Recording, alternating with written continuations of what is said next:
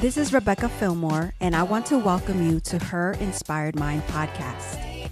Each week, I will be helping you to strengthen your mind, give you life-changing tools, and help you to grow with intention. If you haven't yet, be sure to hit that subscribe or follow button so that you don't miss out on any future episodes. And while you're here, make sure that you leave a star rating and review so that this podcast gets shared all over the world. Thank you for tuning in to another episode of Her Inspired Mind podcast. This is your host, Rebecca Fillmore. And I want to welcome you back to the series that we're on this year of the 15 Invaluable Laws of Growth by John Maxwell. And so today we're going to begin speaking about the law of reflection. And so many women are exhausted, not because they're lazy, but because they never pause long enough to process, heal, evaluate, or realign. And so the law of reflection is going to help you in so many different ways that you probably didn't even imagine. And you've probably been avoiding pausing and reflecting because you're just so busy, right? And so a lot of times, many women, they stay constantly busy. They move from one responsibility to another, many times without a pause in between. They fill every moment that might be quiet with some kind of noise or distraction. They avoid slowing down because slowing down feels uncomfortable. But the truth is that when we don't make time to pause, we can miss what God is trying to show us. We can also tend to repeat unhealthy patterns in our lives. We operate from a state of emotions and stress instead of walking in life with wisdom. We become reactive instead of intentional. And so by making time to pause and reflect is so important, because when you do, you are not wasting your time. You are creating space to get more clarity. And so as I share the law of reflection with you, I want to first give you a little background of what that is. And so the law of reflection teaches you that learning and growth require intentional pause. Growth isn't just about doing more or working harder and staying busy. Real growth happens when we process experiences, when we evaluate patterns, when we learn from our mistakes, and when we listen from within and invite God to reveal things to us. Why is it that so many women resist slowing down? A lot of times it's because they fear what they'll feel and what it will uncover. They believe that if they rest, that they're being lazy.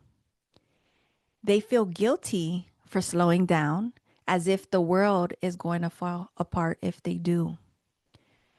They're trapped in survival mode, and when they make time to pause, their body starts to freak out as if something is wrong. Like, why are we slowing down, right? And so when you pause and aren't distracted anymore, you begin to feel things that you've been ignoring. And staying busy distracts them from the emotional pain that may be living deep within them. And being still could very well be unfamiliar and uncomfortable. And so the truth is that a lack of pause and reflection in your life can cause you to feel constantly overwhelmed, emotionally exhausted, having poor boundaries, repeating the same mistakes, feeling lost and disconnected from yourself, and building outward success, but truly feeling empty inside. And I'm just curious, as you're hearing me share these things, if you can resonate with any of these emotions. The truth is that a busy life without reflection can quietly pull you out of alignment. And so I want to share a few benefits of intentional reflection with you so that you may consider doing it more often, right? And so the first benefit is that reflection creates clarity. When you pause, you can take a step back and see patterns. You can see things for what they are and not what you believe they are. I love this quote is that you cannot see what's the label of a jar unless you step outside of it, right? While you're in it, you can't see. You can then also identify distractions. You can recognize what truly matters the most. Clarity oftentimes comes from slowing down and not always staying busy. The second benefit is that reflection helps emotional healing. Reflection allows you to process your emotions. It allows you to understand your triggers and identify wounds that still need to heal. And it also helps you to recognize some unhealthy coping mechanisms that you might have been using. Unprocessed emotions eventually show up in relationships, in your leadership, in your parenting, in your business decisions, and oftentimes lead to burnout. The third benefit of reflection improves productivity, right? So reflection improves productivity. It helps you to prioritize better. It helps you to make wiser decisions. It helps you to stop wasting your time and energy and actually focus on what really matters. You're not wanting to pause and you're not wanting to stop, but really you're holding yourself back from being able to be even more productive. The fourth benefit is that reflection strengthens your relationship with God. God often speaks when you're being still. That's why in Psalm 46:10 he says, "Be still and know that I am God." And I think this is such a key point right here, right? Because we think that we have to do the things, right? We have to stay moving because if I don't keep moving, if I don't do anything, it's not going to get done. If I don't work hard, I'm not going to be provided for, right?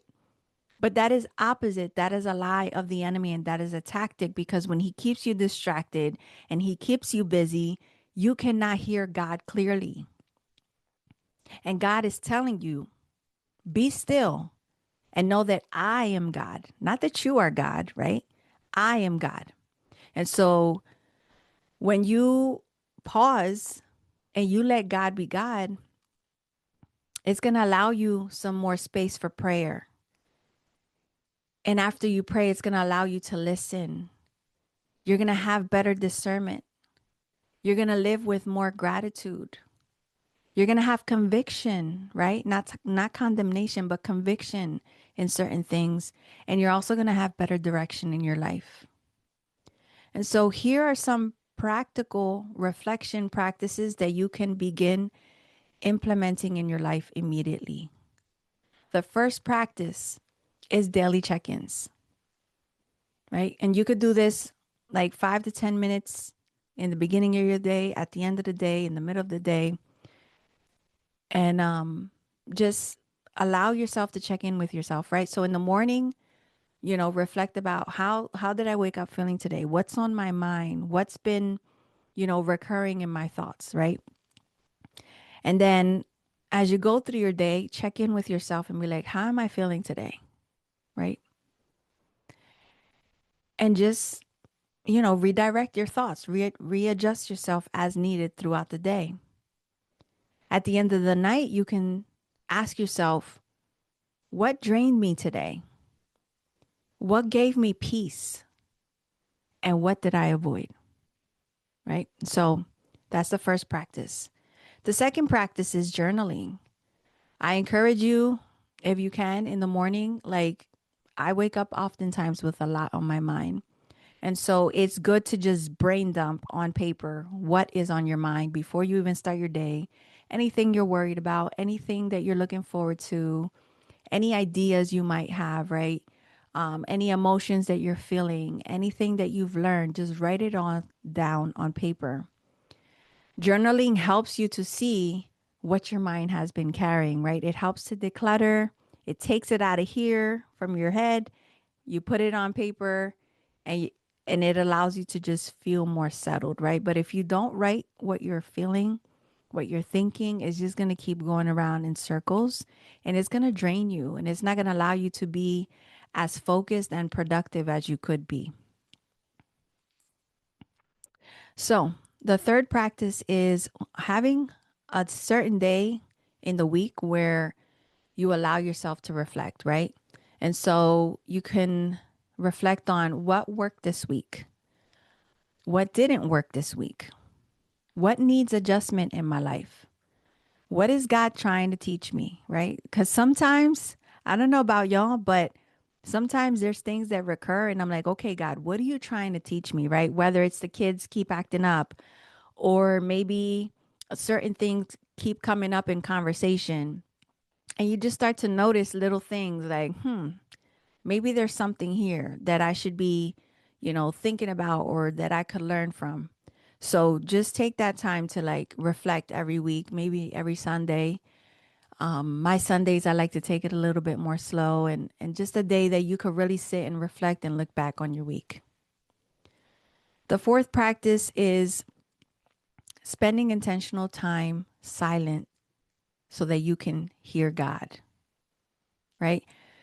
This can be you going for a walk without any distractions, like by yourself, without talking on the phone, not listening to music, but just being fully present and noticing everything that's in your surrounding, looking at the trees, looking at the birds, looking at the grass, the flowers, and just feeling that connection with God. It can also look like you sitting quietly somewhere, whether it's outside at a park or, a specific room or specific space that you might have in your house, just quiet, right? It can look like also practicing worship, right? Worshiping and just pouring your heart out to God, praying and just being still and letting Him speak to your heart. And just wait and listen to what God has to say to you, right? And know that sometimes you're going to have to be a little patient, that He's not going to answer you immediately, but by you making the space to be still, you're going to know if it's from Him or not, right? And so practice number 5 is evaluate patterns. So you want to pay attention to any repeated frustrations that you might have that might come up, any recurring emotional triggers, any exhaustion patterns, any relationship cycles, whether they're romantic or in your family relationships, in friendships, because patterns reveal what needs attention, right? So if something keeps coming up, it means that something's there that maybe you need to heal or address or where you need to probably set some boundaries at. All right. So I want to invite you to a mini reflection exercise, right? So after the episode, you can either journal or you can just sit and reflect on these questions, which are: what have I been too busy to process? What area of my life feels out of alignment? What keeps repeating in my life right now? Right. And again, take the time, pause, reflect, and see what comes up for you. Right. Reflection gives you feedback. And when you have feedback and you see things clearly, you can adjust things where they need to be adjusted. And so for the week, I want to give you a little challenge, right? So for the next 7 days, spend 10 minutes in quiet reflection daily. 10 minutes, that's all, minimum. Journal at least one insight you have each day, right? And ask God what He wants to reveal to you.